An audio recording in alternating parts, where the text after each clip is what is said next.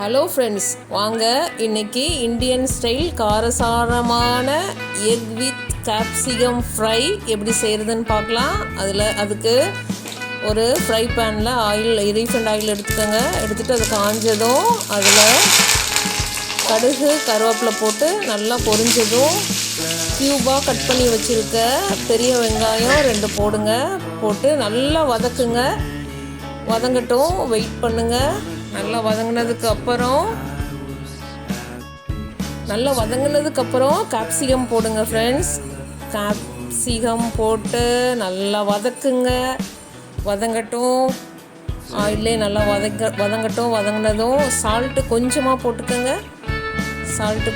போட்டுட்டு நல்லா வதக்கிக்கோங்க. வதங்கினதுக்கப்புறம் red chilli powder, coriander powder 2மே போட்டு நல்லா ஃப்ரை பண்ணி எடுத்துக்கோங்க.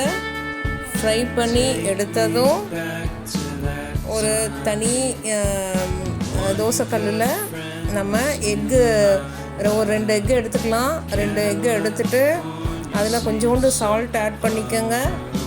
சால்ட் ஆட் பண்ணிவிட்டு அதில் இஞ்சி பூண்டு பேஸ்ட்டு போட்டு நல்லா அடித்து கலக்கிட்டு ஒரு தோசைக்கல்லில் நல்லா ஹீட் பண்ணி அதில் நம்ம அடித்து வச்சுருக்க அந்த egg with ginger garlic paste போட்ட எக்கு அதை ஊற்றி தோசைக்கல்லில் போட்டு பிரட்டிட்டு நல்லா கொத்து பரோட்டா மாதிரி நல்லா கொத்தி எடுத்துக்கோங்க.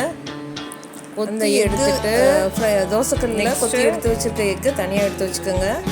இப்போது நம்ம ஏற்கனவே கேப்சிகம் ஆனியன்லாம் போட்டு நல்லா வதக்கி வச்சுருக்கோம்ல, அதில் கொஞ்சம் தண்ணி விட்டு நல்லா வேக விடுங்க. வெந்ததுக்கப்புறம் நம்ம கொத்தி வச்சுருக்கிற அந்த எக்கை இதில் ஆட் பண்ணுங்கள். ஆட் பண்ணிவிட்டு நல்லா கிளறி கொடுத்துட்டு ஒரு சர்விங் பவுலில் சர்வ் பண்ணுங்கள்.